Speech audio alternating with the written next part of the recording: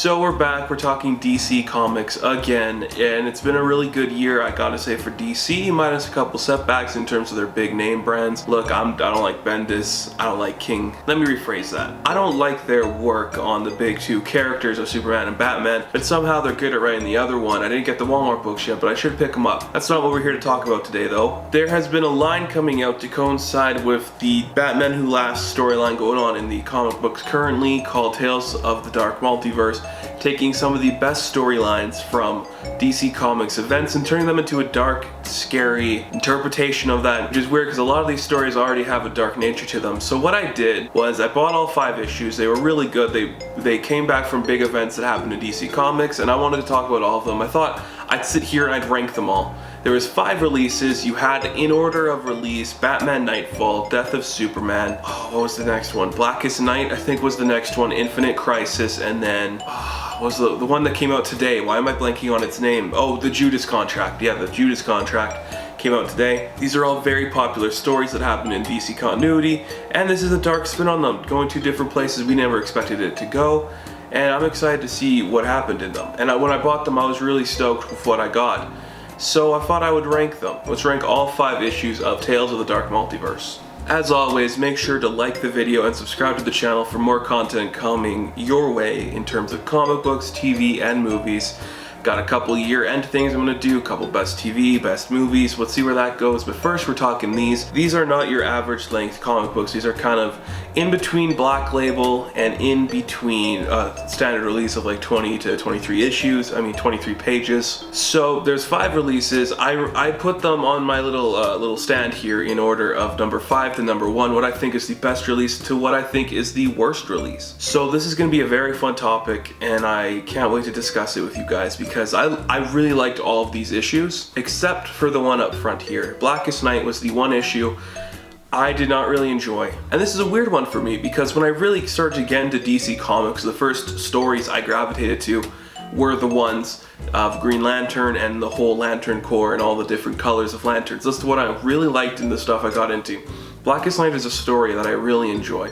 This issue just felt like Deceased with characters that we didn't have in Deceased. I really like seeing Dove play a prominent role here. She's kind of like the last pure being in the universe that can vanquish all the darkness. That was really cool to see, and a great way to use her character like that. The main focus of this rests on the shoulders of Lobo, which is a really surprising twist. And I know on the cover you see a White Lantern, Black Lantern kind of slowly decaying Sinestro, and that's really cool to see. But Sinestro, to me, was kind of a supporting character in this, where he's trying to be the last hero in the universe, but he really didn't do that. And you know what? That's fine. We don't need him to do that kind of thing. So it is basically just an issue of Deceased, and we're going across the universe, seeing the aftermath of everything that happens. We get our main heroes here of Dove, Lobo, and Sinestro, and they get a call to go to a certain space station, and we see that, Female Furies got infected too. Big Barda and all the crazy ladies, they got infected. They are slowly dying, and who is the one man in the world that can escape even death? And that is Mr. Miracle.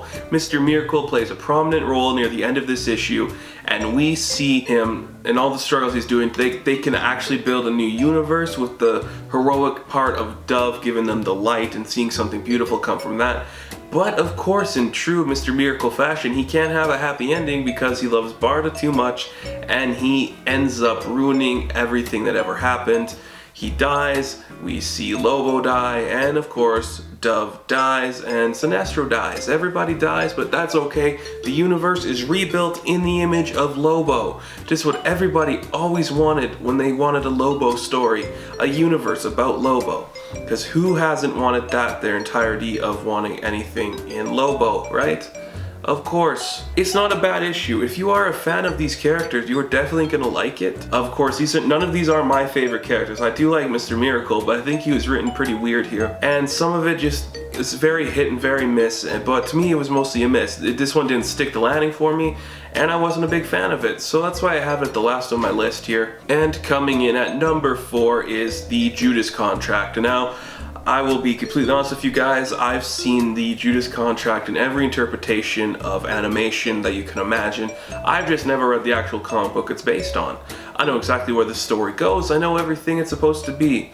These are some of my favorite characters in the DC universe. Dick Grayson, Wally West, Beast Boy, who's Changeling at this time in the stories, and Starfire. I love all those characters a lot, and they were all kind of in here. Great stuff here with Tara. See a lot of the craziness that's part of her, and you see her kind of lose her mind a bit, which is kind of cool to see. What I really liked here is seeing, you get the part of the story where Wally retires from being a Teen Titan, from being a hero, he just wants some normal in his life, and Dick Grayson is about to step down from being Robin and becoming something else. And we see there's just a little pause here, just a little pause where you see, before he makes his announcement, he sees a look in Tara's eyes that maybe she wants something more, and suddenly the story just starts to unfold as she kind of lashes out against everybody and everyone she knows, and things take a turn for the worst. The main part of this story takes place with Deathstroke, and he's like, you know, you need to do more for me, and she's kind of like, I've done a lot for you.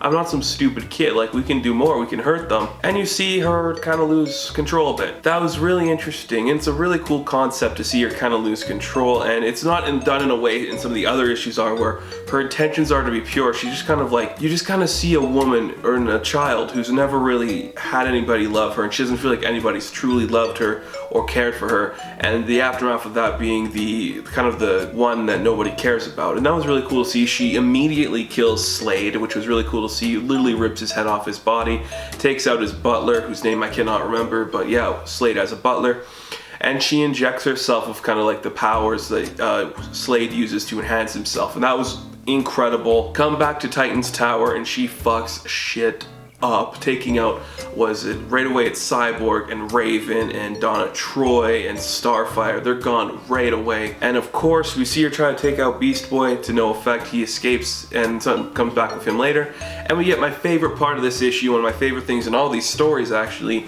is Dick and Wally teaming up to try to take her down, even though they both know it's a lost cause and they can't stop her because she's too powerful. Two best friends, two of my favorite characters in comics, two characters who are both being underused in DC right now. Getting a moment like this really meant a lot to me.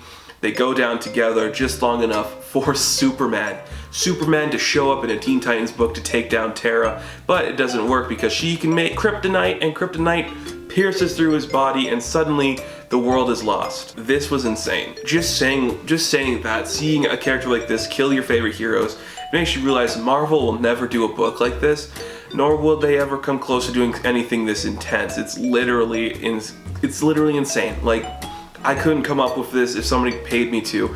I wouldn't be like, let's take the Judas Contract and actually have Tara not be the victim, but kill everyone involved. Like, it's amazing that's what we got in this story, and I'm so glad it was made. And you see, there's one moment near the end where Garfield's kind of like, I cared about you. Didn't you believe that I loved you?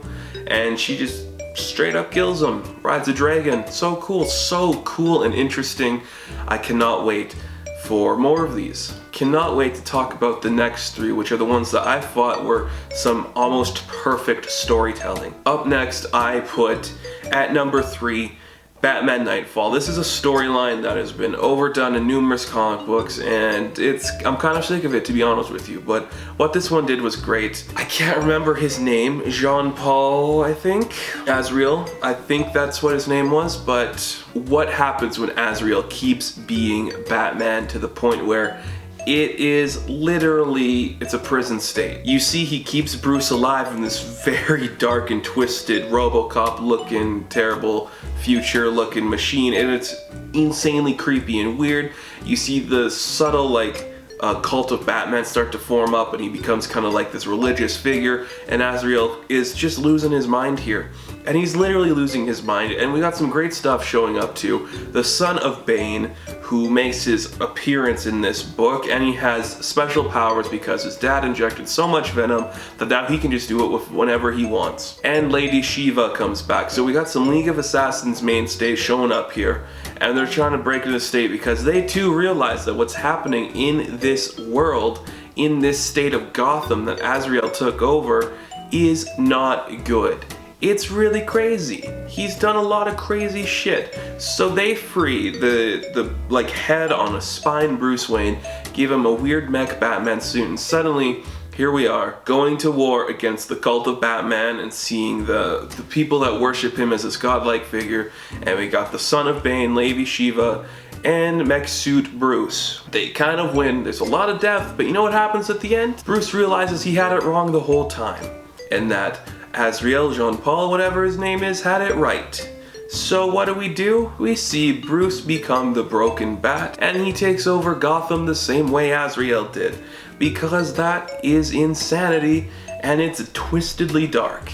And what I love about this is, right at the moment of hope, where we think the good is done, we get a scene that is dark and twisted, and the broken bat destroys Son of Bane and Lady Shiva. It's really good storytelling. It's great to see Batman broken, and a broken Batman is a great thing I like to see, but the next two books have some great Batman moments that I'm excited to talk about. Batman Nightfall was the first one to come out, and it really set the tone for what we could expect, and what it brought was just so amazing that I'm glad I got to read this, and I'm so glad I picked it up and went further into the series. And at number 2, I put Infinite Crisis. This is one of the more recent ones to come out, and let me tell you, if you are a fan of Ted Kord and you thought he was underappreciated for years and still never really got his moment, you're gonna love this book. I want to steal a quote that I heard from Joel over at Caped Joel. You can check out his YouTube channel. And it really goes into what this book represents. It's that the path to hell is paved with good intentions. You see this book and you see Ted Kord figure out Maxwell Lord's plan. And instead of getting killed like he does in Infinite Crisis, he actually figures it out, says he's going to work with Maxwell Lord, and then immediately kills him. I got thirsty, just hang on a sec.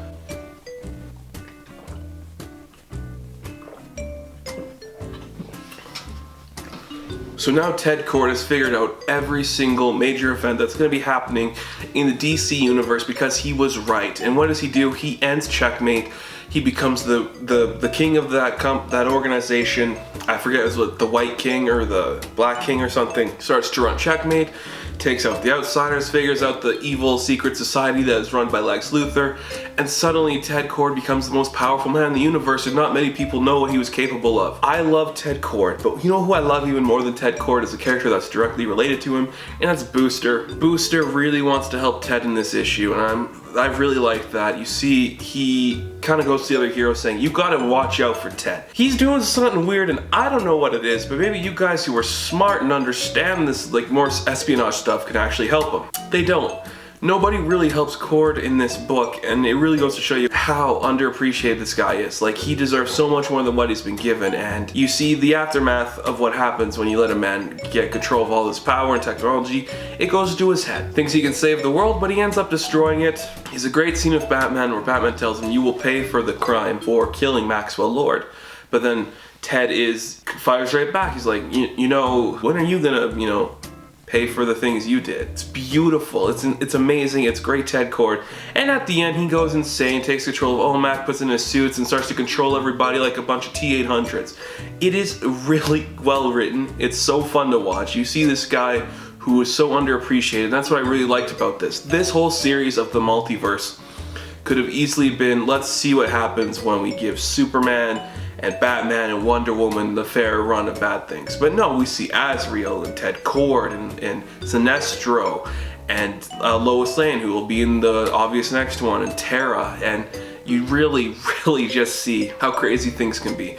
This is probably the best issue to read if you are a fan of the Justice League, because it takes place with a lot of the Justice League members, and it really just goes to show you what could have happened if Ted Kord didn't die. And not that it would have played out this way in the normal universe, but you have a sense of understanding for him, and he just truly ends up alone. He gets rid of Booster, which is always sad to see, and we just want something good from him, and we don't get it, so it sucks. But Infinite Crisis, a really good series when it came out, and a great tale of the Dark Multiverse. This one was really fun to read, but you know what? There was one I enjoyed way more than this, and that would be the death of Superman. I have not been afraid to say that I've been obsessed with the newest incarnation of a Lois Lane comic book. It's probably been my favorite comic book this year. It's just been so steady and believable and real.